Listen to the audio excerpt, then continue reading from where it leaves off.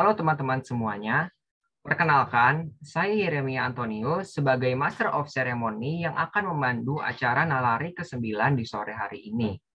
Sebelum kita masuk ke agenda selanjutnya, saya mau nanya-nanya dulu nih, gimana nih kabar teman-teman semuanya di sore hari ini? Teman-teman bisa berkabar melalui kolom chat Zoom, on mic, untuk memberitahukan apakah teman-teman baik, sehat gitu, untuk mengikuti Nalari ke-9 di sore hari ini.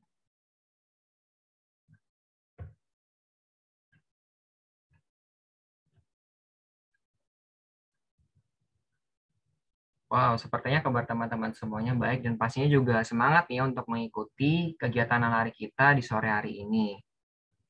Nah, mungkin kepada teman-teman semuanya juga jikalau memang tidak berkendala untuk on cam bisa langsung untuk on cam ya teman-teman semuanya biar bisa menyimak materi nalari ke-9 di sore hari dengan baik. Nah, sebelum kita memulai acara kita di sore hari ini, alangkah baiknya kita berdoa menurut agama dan kepercayaan masing-masing. Berdoa dimulai.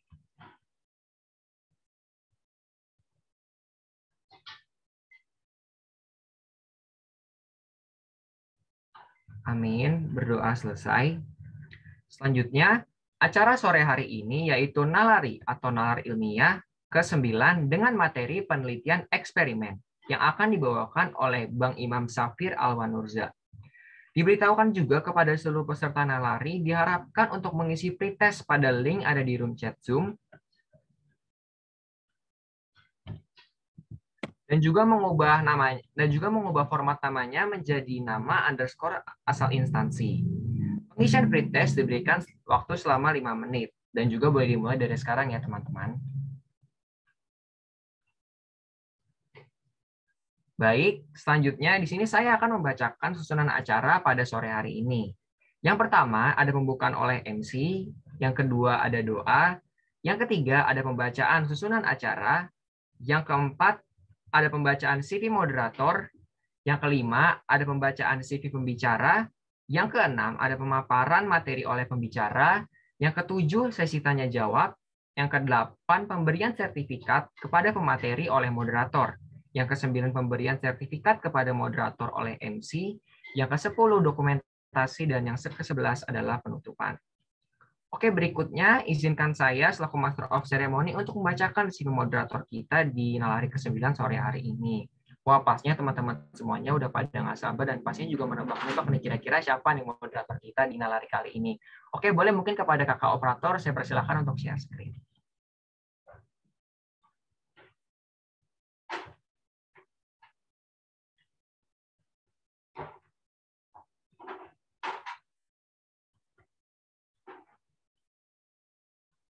Ya, moderator kita pada sore hari ini itu adalah Kak Andi Wiranata. Nah, di sini teman-teman semuanya bisa melihat kalau misalkan ingin ada sesuatu hal yang ingin ditanyakan, bisa menghubungi nomor yang tertera di share screen ini, yaitu nomor Kak Andi. Selanjutnya di sini juga kalau misalkan teman-teman ingin mengetahui kabar ataupun kondisi dari Kak Andi sendiri, kayak kesehariannya seperti apa, kesibukannya apa aja, teman-teman juga bisa follow nih Instagramnya Kak Andi, @andiwrnt. Dan juga mungkin di sini ada alamatnya kalau mungkin teman-teman semuanya juga ingin mengirimkan sesuatu gitu ya kepada Kak Andi juga dipersilakan gitu loh. Oke, untuk pendidikan Kak Andi sendiri, di sini Kak Andi sedang berkuliah di Universitas Negeri Jakarta, program studi S1 Geografi dari bulan Agustus 2020 sampai dengan sekarang. Selanjutnya untuk pengalaman organisasi di sini ada beberapa, yaitu yang pertama ada kelompok peneliti muda Universitas Negeri Jakarta di bulan Januari 2021 sampai dengan sekarang di divisi staf pengembangan sumber daya anggota.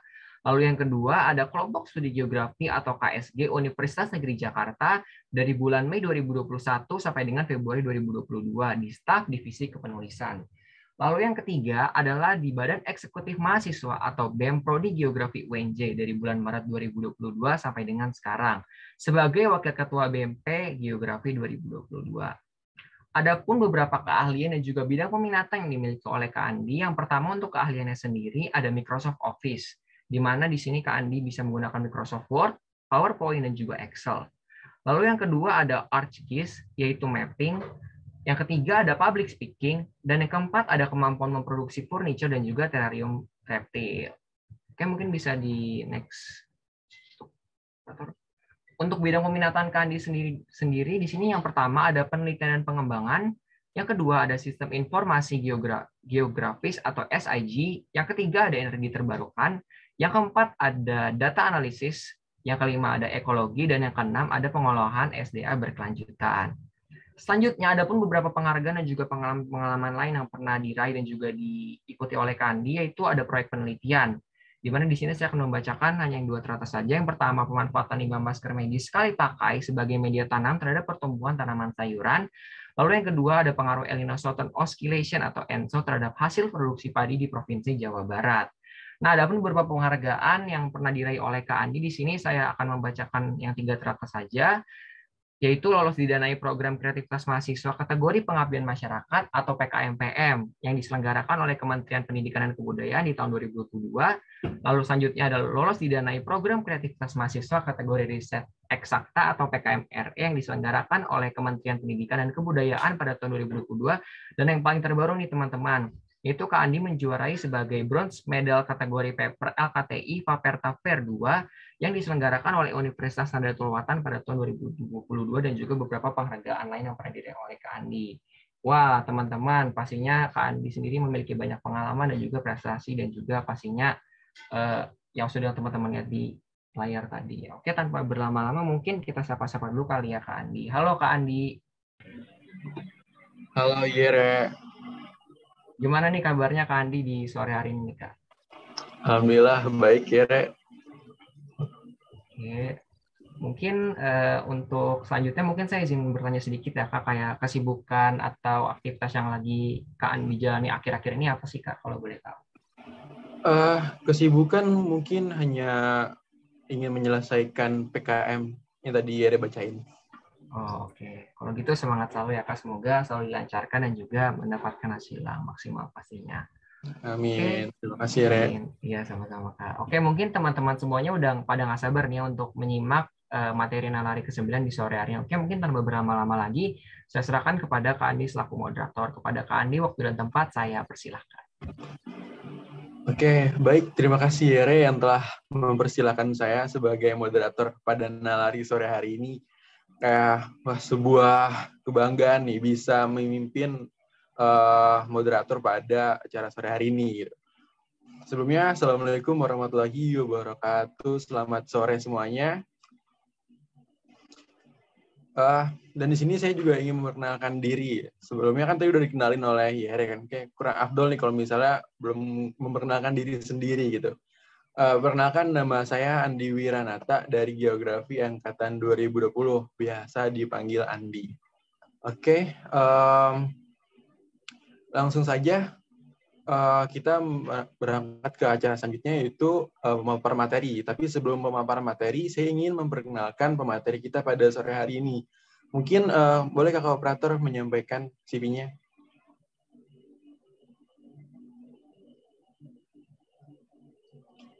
Oke, pemateri kita pada sore hari ini adalah Kak Imam Safir Awal Nurza sebagai Associate Researcher. Nah, mungkin teman-teman nih yang kepo dengan karya-karyanya Bang Imam, tentang penelitian-penelitiannya Bang Imam, bisa banget dikepoin di www.researchgate.net profile Imam Awal Nurza. Nah, untuk alamatnya bisa dilihat di sini. Oke, Kak Imam ini adalah mahasiswa biologi Universitas Negeri Jakarta dengan berbagai penghargaannya, antaranya yaitu adalah speaker penulisan KTI, panelis program KTI, best paper IESA National Conference, dan lain-lainnya. Nah, ada pun experience-nya nih, mulai dari laboratorium, field trip, KPMU NJ, BPTP Jakarta, lalu juga ada Nano Edu. Nah, banyak banget ya pengalaman dari Kak Imam. Nah, selanjutnya juga ada skill-skillnya nih, skill-skill dari Kak Imam. Mau dari bahasa Inggrisnya, research-nya, laboratorinya, SPSS, Microsoft Office, sampai field atau lapangannya. Nah, mungkin tanpa berlama-lama lagi, kita sapa nih. Halo Kak Imam, apakah sudah hadir di tengah-tengah kita? Halo Andi. Halo, apa kabar Bang Imam? Sehat. Gimana Andi? Alhamdulillah sehat juga Bang. Sekarang lagi sibuk ngapain aja nih Bang?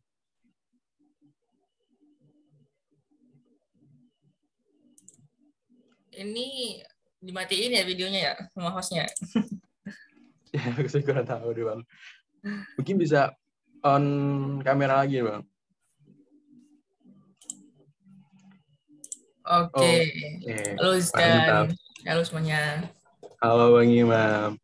Nah, sebelum kita masuk ke materi ini Bang, saya mau ngingetin teman-teman buat mengisi pretest pada sore hari ini.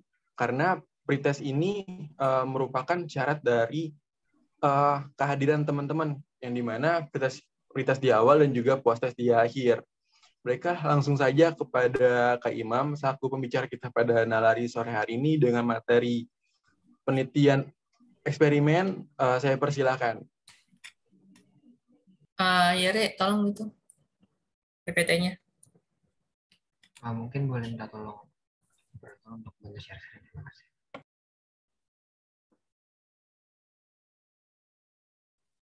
Oke. Kedengaran jelas suaranya? Suaranya mungkin bisa lebih kencang lagi nih Bang, bisa lebih keras lagi. Sekarang gimana? Masih agak kecil sih, tapi kedengaran Bang. Sebentar ya. Iya. Padahal ini mikrofonnya tinggi suaranya ya. Iya. Tadi waktu perkenalan suara kencang kok Bang, tapi sekarang kayak agak kecil gitu. Oh.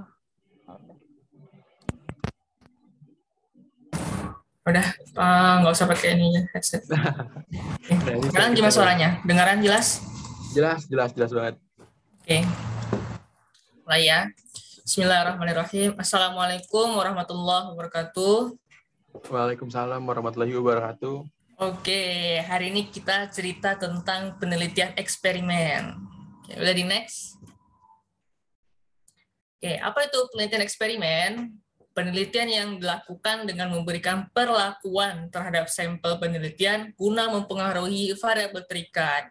Variabel terikat di sini itu objek kita, misalnya terhadap tanaman, terhadap manusia, orang, atau terhadap benda lainnya gitu, yang menjadi fokus kita untuk dipengaruhi gitu dalam penelitian yang ingin kita uji coba seperti itu. Next. Apa aja nih karakteristiknya? Ada 4 nih karakteristiknya. Yang pertama, mengontrol variabel. Jadi kita menentukan variabelnya. Bisa variabel bebas, terikat, variabel kontrolnya apa yang dikendalikan. Nah, variabel bebas itu yang memberikan pengaruh dan variabel terikat yang dipengaruhi, seperti itu. Lalu memanipulasi. Jadi manipulasinya itu kita membuat suatu percobaan yang bisa kita lakukan sendiri, kita buat sendiri sesuai kebutuhan kita, sesuai keinginan kita. Mau seperti apa nih manipulasinya? Mau seperti apa ini kita buat percobaannya dalam manipulasi tersebut? Seolah-olah dia merepresentasikan sesuai dengan lingkungannya misalnya, atau sesuai dengan populasinya, atau sesuai dengan keadaannya, seperti itu. Terus observasi. Dalam eksperimen itu ada pengamatan. Pengamatan apa saja yang dibutuhkan oleh peneliti untuk mengetahui apa saja nih yang diuji coba untuk dilihat gitu. Terus ada ulangan. Ulangan di sini itu bukan ulangan kayak pretest ya. Ulangan di sini itu ulangan untuk mengetahui berapa banyak unit percobaan atau berapa banyak unit yang dilakukan atau dibutuhkan dalam percobaannya gitu. Jadi ulangan di sini itu untuk merepresentasikan hasil penelitiannya, untuk merepresentasikan penelitiannya gitu. Kira-kira ini kalau ada ulangannya semana, menghasilkan percobaannya sebanyak mana, itu sudah merepresentasikan penelitiannya terhadap lingkungannya misalnya atau terhadap hal lainnya seperti itu. Oke, boleh dilanjut. Nah, kemudian desainnya. Desainnya itu ada 4 juga. Yang pertama, pre-eksperimental, eksperimental, quasi-eksperimental, dan faktorial eksperimental. Oke, lanjut. Nah, yang pertama nih, pre-eksperimental. Jadi dia rancangan penelitiannya itu bukan penelitian yang sungguhan ya. Jadi bukan the real penelitian gitu. Dia cuman penelitian biasa, tapi tidak mengambil sampel secara acak atau random dan tidak melakukan adanya pengontrolan gitu atau variable control gitu. Sehingga kemungkinan besar dapat mengganggu variabel terikat gitu. Nah, berikut contohnya. Next lagi. Nah, ini contohnya. Pengaruh pembelajaran kontekstual berbantuan media gambar terhadap motivasi belajar. Jadi, terdapat 2 kelompok murid. Nah, 2 kelompok murid itu nih kita mau tes dia terhadap media gambar tadi dari menggunakan pembelajaran kontekstual. Yang diukur itu motivasinya.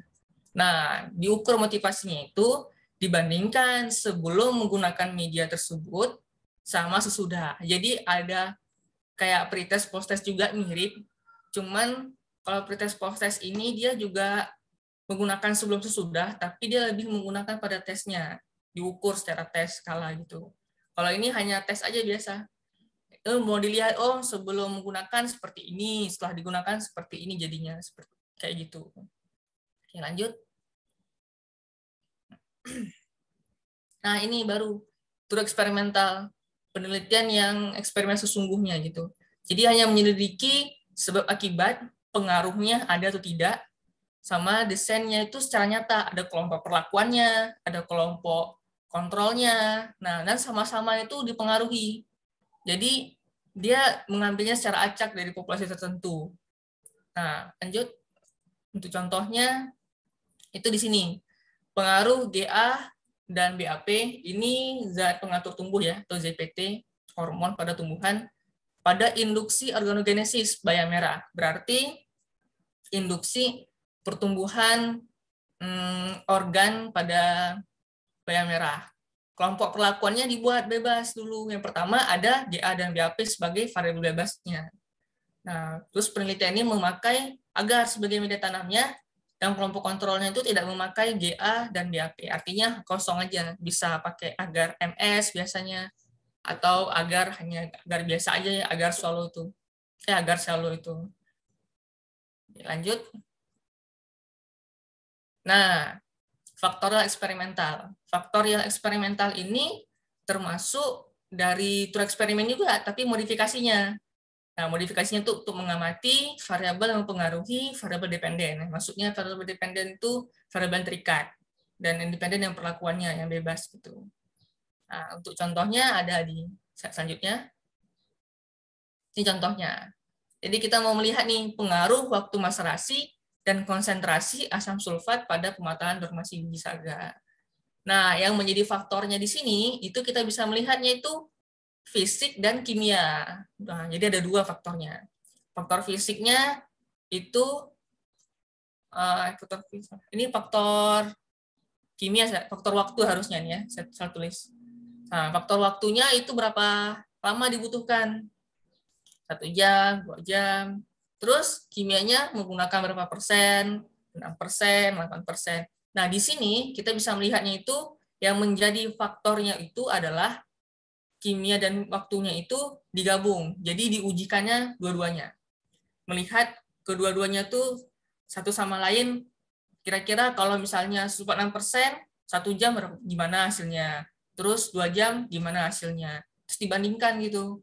Diuji coba dibandingkan 2 waktu dan berapa persen yang digunakan untuk dibandingkan satu sama lain kayak gitu. Lanjut. Nah, selanjutnya kuasi eksperimental. Ini bedanya juga dengan yang tadi faktorial. Kalau di kuasi ini dia termasuk dari pengembangan juga, modifikasi dari tour eksperimen, tapi tour eksperimen yang sudah dilaksanakan. Jadi desain ini tuh punya kelompok kontrolnya, tapi tidak berfungsi itu sebagai kelompok kontrolnya dalam mempengaruhi pelaksanaan eksperimennya, supaya variabel lainnya tuh nggak ikut ya. Tapi kalau di sini, itu kemungkinan besar variabel luarnya itu juga ikut, kayak mirip pre-eksperimental jadinya. Cuman bedanya di sini, dia juga diambil secara acak. Nah, kalau misalnya yang pre-eksperimental, dia nggak diambil secara acak, itu bedanya kalau pasti. Cuman hampir mirip keduanya, cuman bedanya di situ saja. Dia secara populasinya untuk diambil secara acak atau tidak, itu pada kuasi. Itu secara acak. Kalau pre-eksperimental, dia tidak secara acak. Jadi langsung ya gitu. Contohnya kuasi eksperimental, nah di slide selanjutnya, Nah, di sini contohnya. Jadi contohnya itu pengaruh penerapan model SETS terhadap kemampuan literasi sains siswa kelas 7 SMP itu pada tema pencemaran air. Jadi sama nih, mirip, ada pretest, ada post-testnya juga. Cuman di sini itu semuanya dijadikan perlakuan, nggak ada yang namanya kontrol, karena sulit tadi ya untuk menentukan kontrolnya.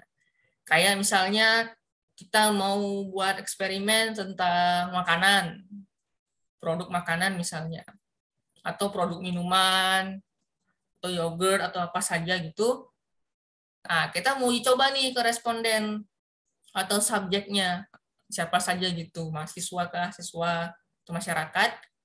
Kita nggak bisa menentukan nih di mana kelompok kontrolnya. Nah, disitulah yang menjadikan sulit untuk menentukan kelompok kontrolnya, menjadi penelitiannya kuasi eksperimental.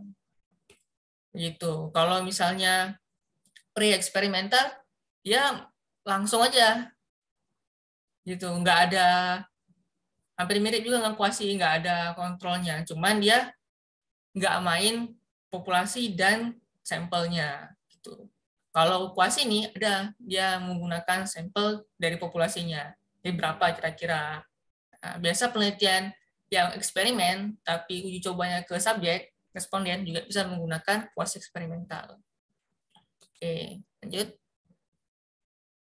Nah, selanjutnya kevalidan kesimpulan eksperimen. Maksudnya di sini validitas ke eksperimen ya.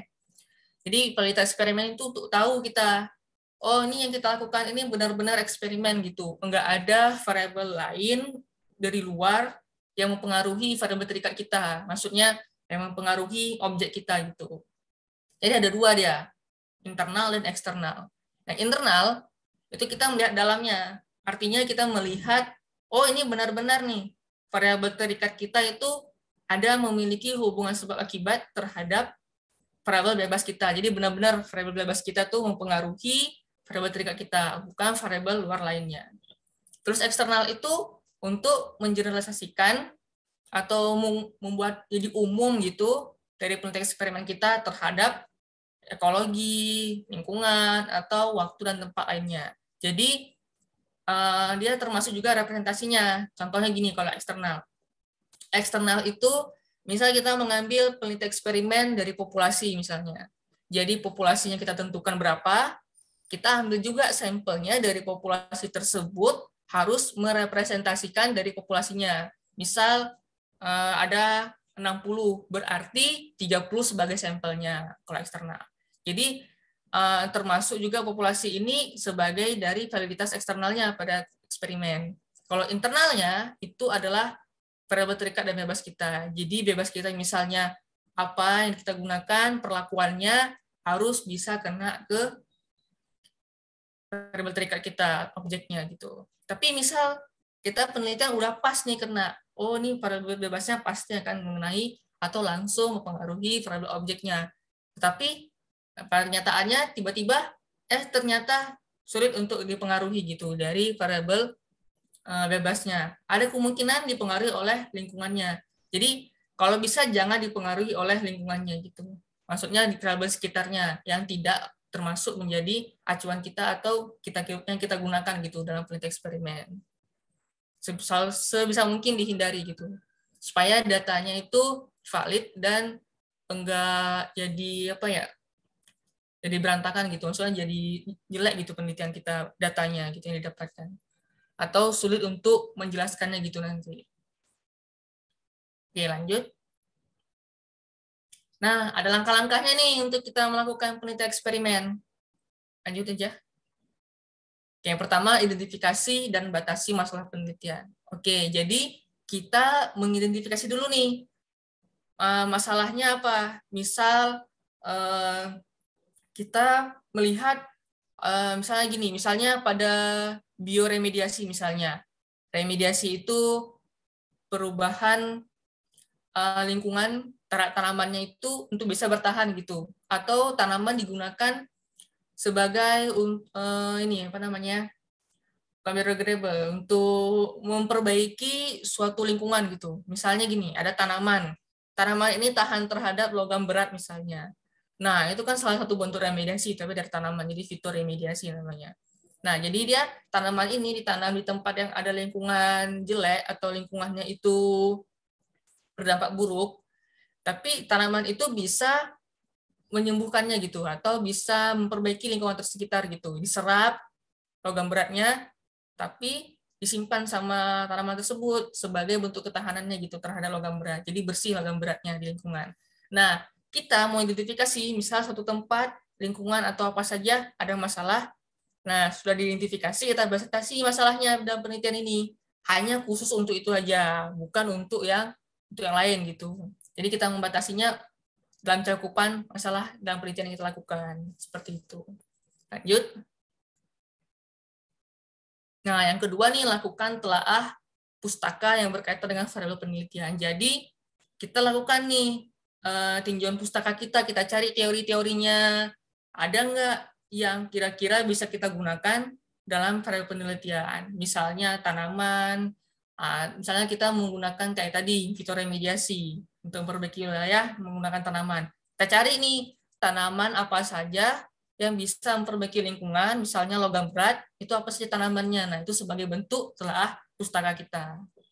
Lanjut. Lakukan hipotesis. Dugaan ya. Dugaan sementara bisa juga digunakan. Jadi hipotesis kita itu kira-kira ini dapat mempengaruhi atau tidak. Ini memiliki pengaruh signifikan atau tidak. Ini berbeda nyata atau tidak. Seperti itu. Hipotesis kita H0, H1 gitu ya. Atau HA.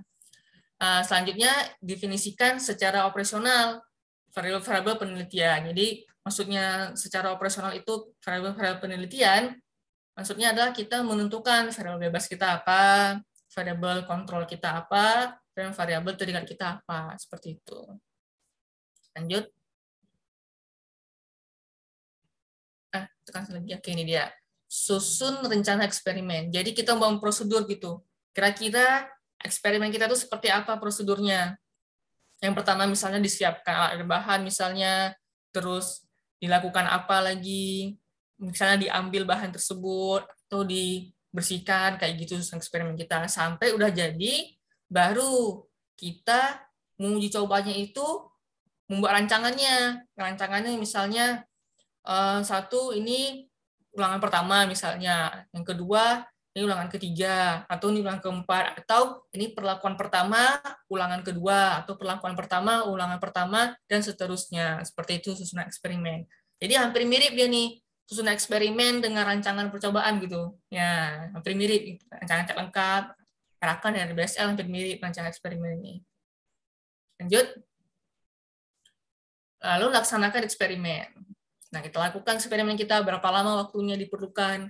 Mau sebulan, 2 bulan, nah itu tergantung dari yang kita butuhkan. Biasanya penelitian eksperimen itu bisa sebulan biasanya. Nah, tapi kalau misalnya seminggu, 2 minggu, 3 minggu, bisa juga cuman agak kurang representasinya nanti yang dihasilkan datanya. Makanya biasanya orang melakukan penelitian eksperimen seminggu, sebulan gitu, nggak seminggu. Seminggu juga bisa, cuma agak kurang nanti hasil didapatkan. Belum terlihat biasanya seminggu. Kalau misalnya sebulan, biasa sudah terlihat. Nah, biasa orang lama melakukan penelitiannya itu eksperimen, dikarenakan data yang didapatkan mungkin belum kurang, mungkin lagi kurang, atau belum jelas gitu. Dan hasilnya tuh belum menjawab kesimpulan biasanya. Makanya agak lama gitu periodenya ya, dilaksanakan eksperimen. Tapi kalau kita melakukan eksperimen, biasanya sebulan juga bisa, gitu, atau 2 bulan. Nah, atau kira-kira kurang lebih 3 minggu juga bisa.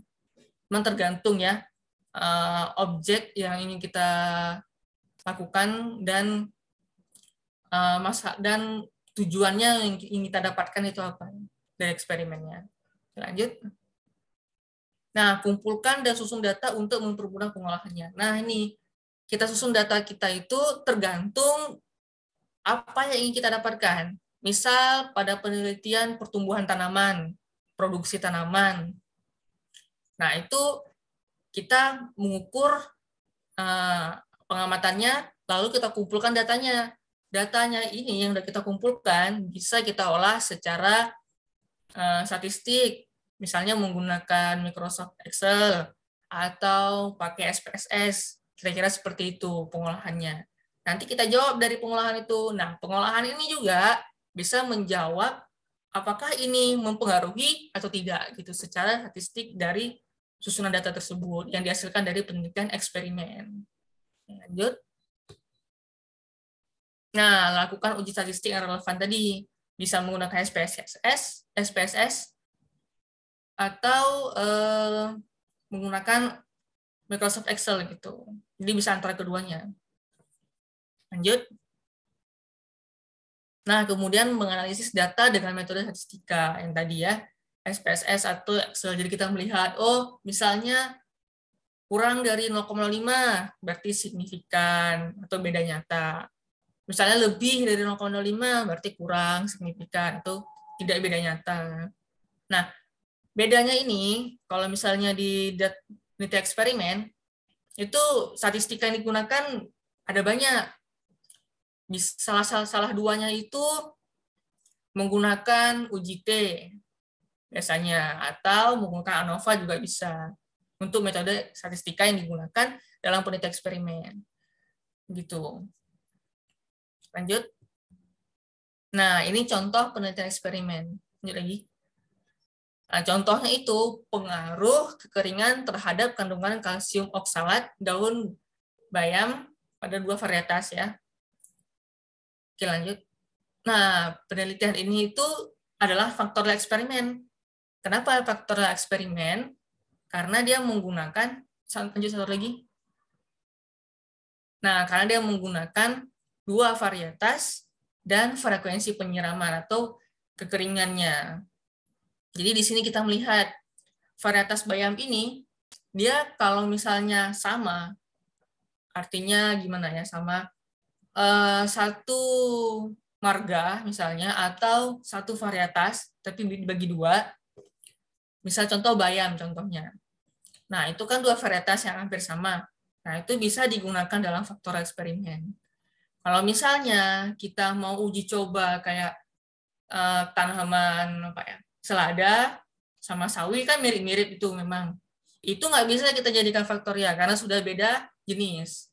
Jadi sesama jenis dianya, tapi beda varietas, nah itu masih bisa kita lakukan untuk faktorialkan gitu. Jadi di sini faktorial itu artinya kita melakukan eksperimen, tapi diujikan juga tanamannya atau diujikan juga objeknya gitu.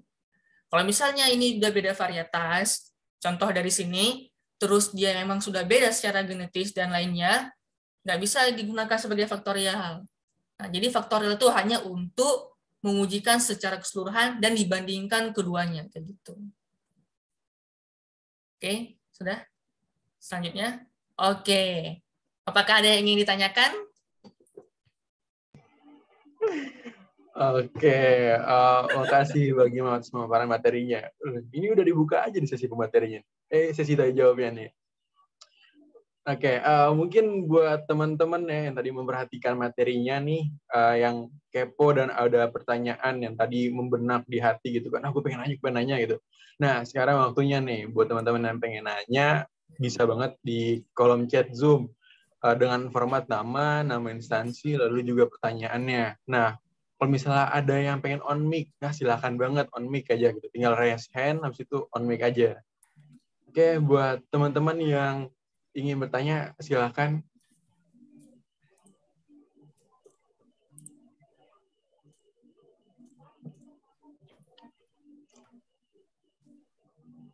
Gimana teman-teman? Atau mungkin sambil nunggu teman-teman ngetik nih Bang ya, saya mau nanya boleh Bang? Boleh, silakan. Oke. Tadi kan disebutin ya adanya, kalau nggak salah di karakteristik gitu, adanya pengulangan gitu. Nah, pengulangan dalam penelitian eksperimen itu ada minimal dan maksimalnya nggak sih Bang? Ada. Ada. Berapa tuh kira-kira? Minimalnya 2. Oh, minimalnya 2? Ya, kalau 1 kan nggak merepresentasikan jadinya. Datanya jelek jadinya nanti. Sulit untuk menentukan kesimpulannya gitu. Kalau misalnya cuma 1. Makanya minimal 2. Kalau maksimal gitu. Sebenarnya nggak ada ya. Tergantung dari kita yang butuhkan. Karena kan ada rumusnya dia tuh. Rumusnya dikurang 15 ya. Oh, gitu. Misalnya R ulangan, P Heeh. atau variabel lupa P, entah Q, itu perlakuannya. Jadi nanti kita perlakuannya ada berapa. Bisa perlakuannya ada 4 nih. Iya. Nah, 4 kurang 15 misalnya, kayak gitu. Atau 4 Hmm. dibagi gitu. Antara seperti itu. Oh, Maksudnya gitu. R kurang Q lebih dari, kurang dari sama dengan gitu. 15 gitu. Dari situ rumusnya untuk menentukan ulangan atau perlakuan berapa banyak dibutuhkan. Oh, gitu. Itu kan kalau misalnya pakai perhitungan manual lah Bang ya. Kalau Ya. misalnya pakai SPSS gitu.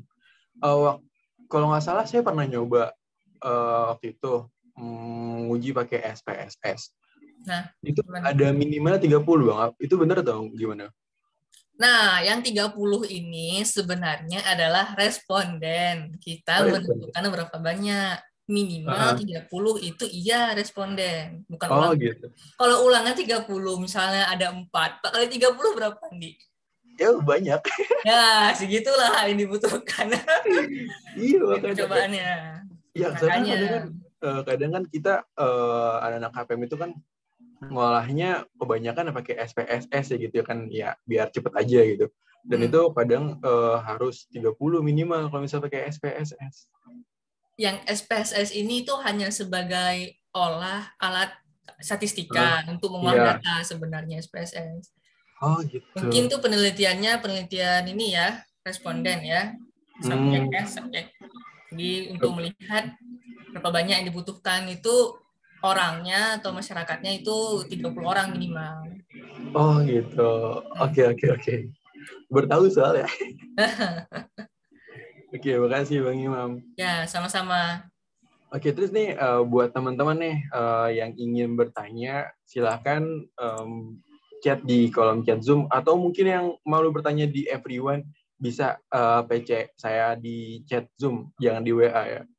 Nggak ada soalnya. Ayo. Oke, ada yang raise hand. Yeremia, mungkin langsung aja on mic Yere.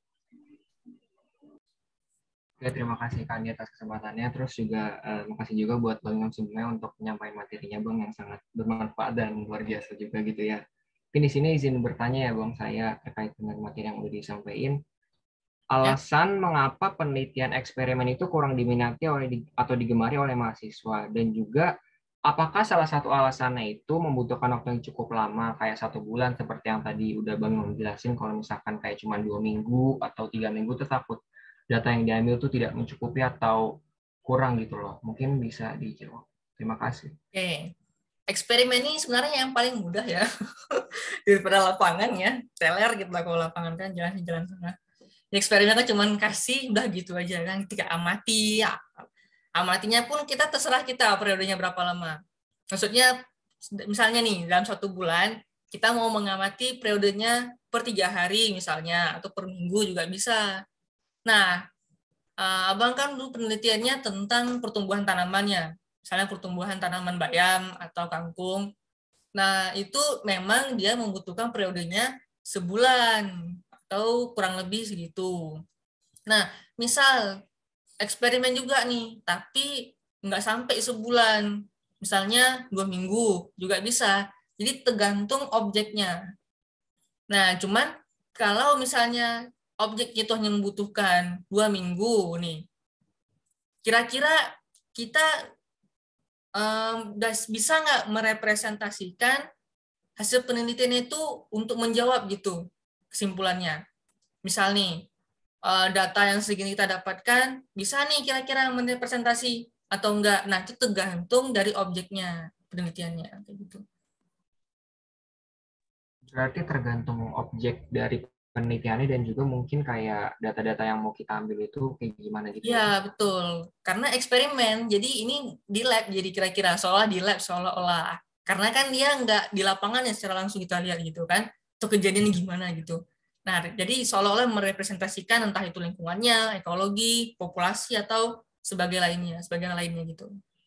Oke, kalau gitu. Makasih banyak Bang Imam untuk jawabannya, sudah terjawab sekali. Oke. Oke, terima kasih Yere atas pertanyaannya. Dan sekarang ada pertanyaan nih Bang di chat Zoom. dari Lia PKGB USK. Mau nanya Bang, saya masih kurang paham nih bagaimana cara penentuan suatu penelitian itu menggunakan kuasi eksperimental atau pre-eksperimental. Nah, mungkin Bang Imam bisa nih menjelaskan lebih detail lagi terkait ya yang tadi disebutkan gitu Bang. Oke, jadi gini, terkait yang pre-eksperimental dan kuasi eksperimental itu yang membedakannya pada populasinya yang diambil. Dia kalau misalnya pre-eksperimental enggak secara acak diambil, langsung aja diambil semuanya gitu. Nah, terus kalau misalnya kuasi eksperimental ada populasinya yang diambil. Nah, itu yang tadi Andi tanya. Responden 30 orang itu termasuk dalam kuasi eksperimental. Jadi menentukan gitu berapa banyak yang dibutuhkan. Nah, kalau misalnya kita udah melakukan pre-eksperimental, terus kita melihat nih populasi misalnya ya, atau berapa banyak gitu yang dibutuhkan untuk percobaannya, itu tidak menentukan gitu, maksudnya tidak ditentukan gitu berapa banyak di percobaan yang harus dibutuhkan kalau pre-eksperimental. Biasanya pre-eksperimental dan kuasi eksperimental itu penelitiannya eksperimen, tapi dia objeknya bukan objek dia yang diambil, subjek biasanya diambil. Contoh kayak penelitian model pembelajaran. Nah, itu kan kuasi eksperimental biasa pakai siswa, berapa banyak siswa yang dibutuhkan, atau berapa banyak mahasiswa yang dibutuhkan, kayak gitu. Kuasi eksperimental. Kalau pre-eksperimental, dia nggak menentukan lagi populasinya, langsung aja diambil semuanya. Mau masyarakat, gitu. Mau misalnya mahasiswa, siswanya nggak ditentukan lagi berapa banyak orangnya dibutuhkan, kayak gitu. Dia lebih sederhana kalau pre-eksperimental dibandingkan dengan kuasi eksperimental. Cuman kedengarannya hampir mirip keduanya. Karena kuasi eksperimental itu semu penelitian eksperimen. Bagaimana? Apakah terjawab, Lia? Ya, bagaimana Lia? Apakah terjawab? Oke. Oke, sip. Oke, ada lagi yang ingin bertanya? Dipersilakan.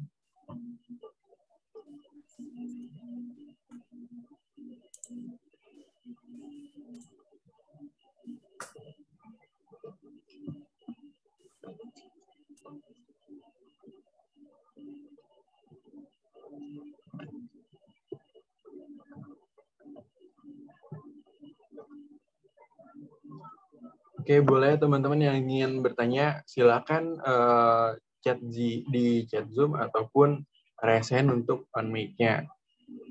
Atau yang ingin, kalau misalnya malu untuk chat di everyone, mungkin bisa langsung chat privat ke saya aja, nggak apa-apa. Nanti saya bacain.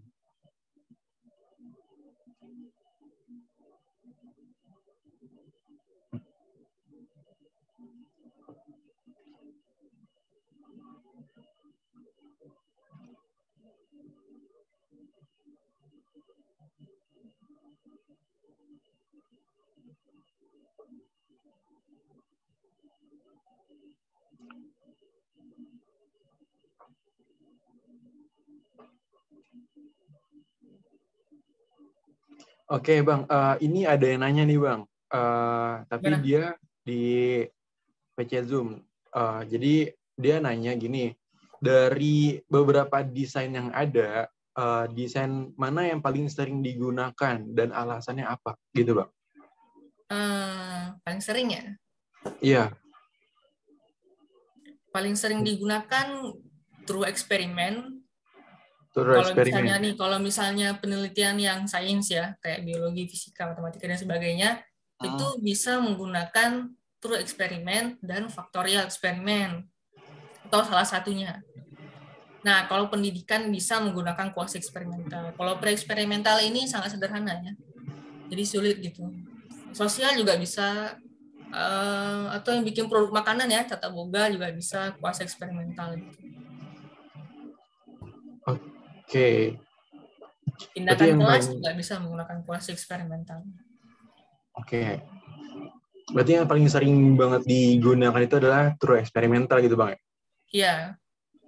Nah, kalau misalnya Bang Imam sendiri nih, dalam begitu banyak karya-karyanya gitu ya, penelitian yang udah Bang Imam buat, Bang Imam tuh paling sering menggunakan desain yang mana sih Bang? Gitu.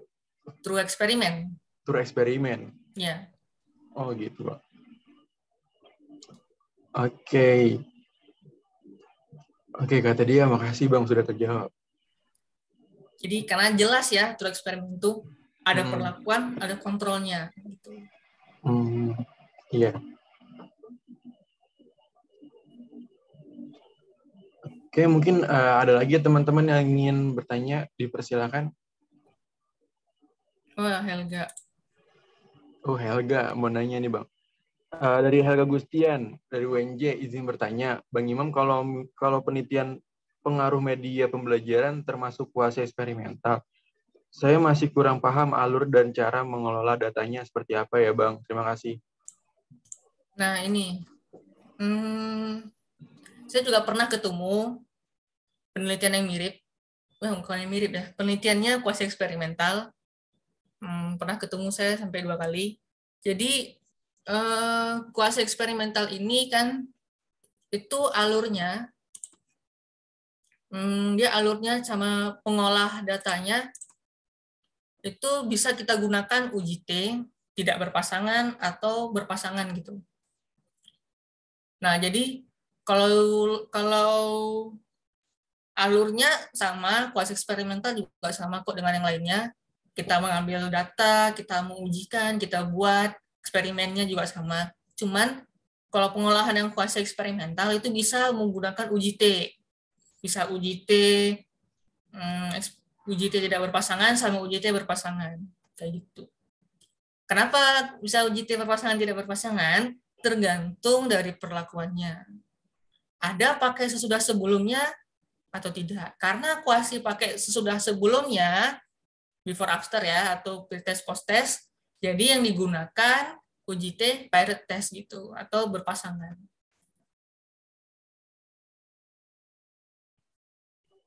Gimana Helga? Oke, gimana Helga? Apa kata jawab?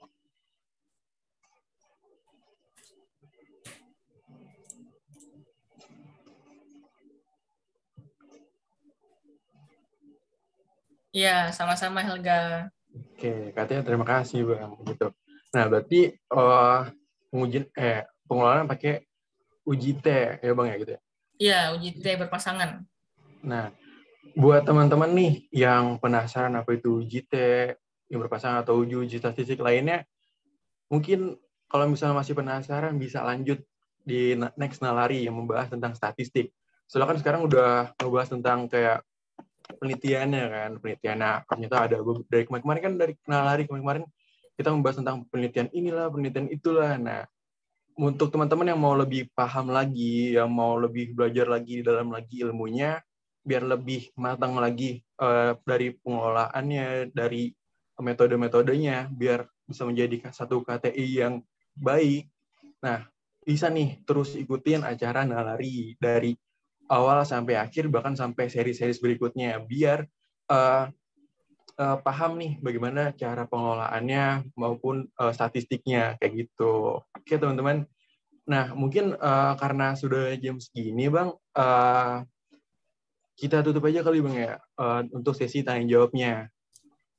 Dan sekali lagi saya ucapkan kepada Bang Imam karena telah memberikan materi penelitian eksperimen kepada kita semua, men-sharing ilmunya dengan sangat baik. Semoga kita semua nih, termasuk saya, juga dapat mengaplikasikan dan juga menggunakan ilmu ini dengan sangat baik. Seperti itu. Sekali lagi terima kasih ya Bang Imam. Ya, sama-sama. Dan selanjutnya akan ada sesi penyerahan sertifikat untuk pembicara. Mungkin Kakak Operator boleh.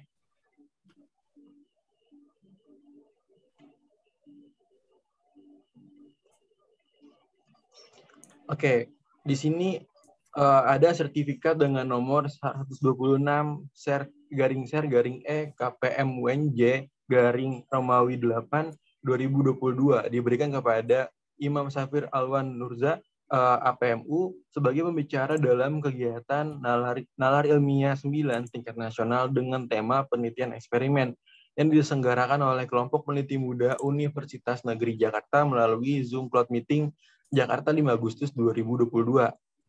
Ditandatangani oleh Kepala Divisi PSDA Kelompok Peneliti Muda Universitas Negeri Jakarta, yaitu Kayuli Maulida APMM, dan juga Ketua Umum Kelompok Peneliti Muda Universitas Negeri Jakarta, Kak Muhammad Rizky Wafian APMM. Mohon diterima ya Bang sertifikatnya.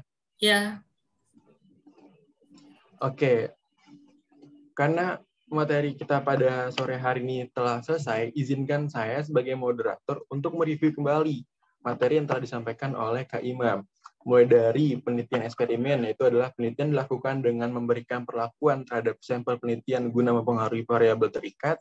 Lalu juga ada beberapa karakteristik dari penelitian eksperimen, yaitu mengontrol variabel, memanipulasi, observasi, dan juga ada pengulangannya. Lalu untuk desain penelitiannya ada 4.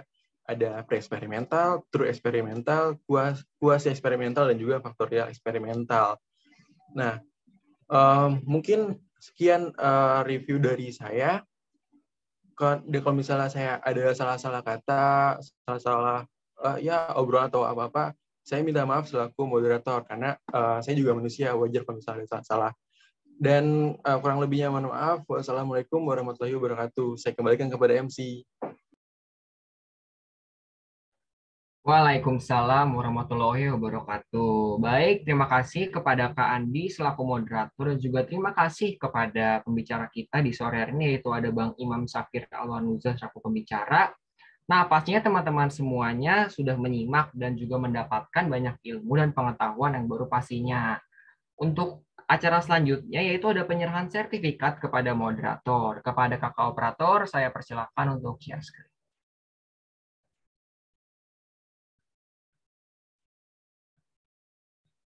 Baik, sertifikat dengan nomor 127-EKPM-UNJ-8-2022 diberikan kepada Andi Wiranata sebagai moderator dalam kegiatan nalar ilmiah 9 tingkat nasional dengan tema penelitian eksperimen yang diselenggarakan oleh kelompok peneliti muda Universitas Negeri Jakarta melalui Zoom Cloud Meeting. Jakarta 5 Agustus 2022 ditandatangani oleh Kepala Divisi PSDA Kelompok Peneliti Muda Universitas Negeri Jakarta, Kak Yuli Maulida APMM, dan juga ditandatangani oleh Ketua Umum Kelompok Peneliti Muda Universitas Negeri Jakarta, Kak Muhammad Rizky Wafian APMM. Mohon diterima ya Kak Andi sertifikatnya. Iya, terima kasih Re. Oke, baik, izin mendokumentasikan sebentar ya Kak. 1, 2, 3. Oke, baik, terima kasih. Lalu kepada teman-teman peserta dimohon untuk mengisi resume dan juga post-test. Karena materi serta modul yang disampaikan pada hari ini akan ada setelah teman-teman mengisi resume dan juga post-test. So, untuk teman-teman semua jangan lupa untuk mengisinya ya. Oke, baik. Selanjutnya adalah sesi dokumentasi. Saya persilakan kepada teman-teman semuanya untuk on-cam terlebih dahulu dan mempersiapkan gaya terbaiknya untuk dokumentasi.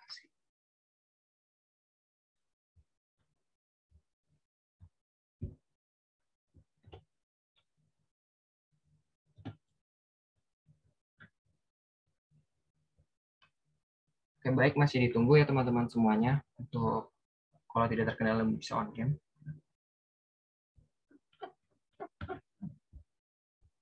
Oke, baik, tanpa berlama-lama lagi saya izin mengambil dokumentasi ya teman-teman semuanya. Untuk slide pertama 1, 2, 3. Nah, sebentar gayanya.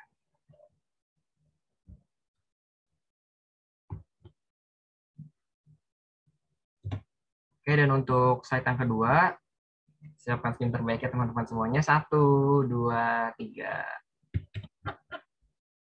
Oke, baik. Terima kasih kepada teman-teman semuanya. Terima kasih Bang Imam. ya, sama-sama Yuli. Baiklah, tak terasa kita sudah sampai di penghujung acara dan saya mengucapkan terima kasih kepada teman-teman peserta Nalari yang telah mengikuti kegiatan Nalar Ilmiah ke-9 di sore hari ini. Saya Iremi Antonius, selaku Master of Ceremony, pamit undur diri. Dan juga izinkan saya menutup agenda Nalari sore hari ini dengan membacakan sebuah pantun. Bu Asi makan kuaci, Pak Rama pergi belanja. Terima kasih kepada teman-teman yang telah mengikuti kegiatan Nalari sore hari ini. Sampai jumpa di kegiatan Nalari selanjutnya. Kurang lebihnya mohon maaf. Akhir kata, wassalamualaikum warahmatullahi wabarakatuh dan selamat sore. Terima kasih teman-teman semuanya dan juga maaf. Waalaikumsalam warahmatullahi wabarakatuh. Terima kasih, Yere. Terima kasih Bang Imam. Terima kasih semuanya. Iya.